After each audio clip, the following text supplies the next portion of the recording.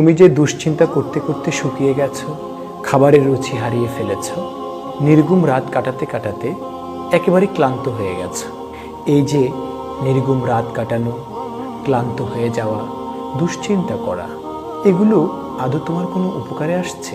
এগুলো আসলে তোমার কোনো উপকারে আসছে না, বরং দুশ্চিন্তা করতে করতে তুমি তোমার মধ্যে মানসিক চাপকে বৃদ্ধি করছো, চলার পথের সাহসকে দুর্বল করছো, বেঁচে থাকার স্বপ্নকে তুমি ধূসর করে ফেলছো। ধরো তুমি সর্বশেষ পরীক্ষায় ভালো ফলাফল করতে পারোনি, ব্যবসা করতে গিয়ে অনেক টাকা লস করেছো, যা তুমি চেয়েছো তা তুমি পাওনি।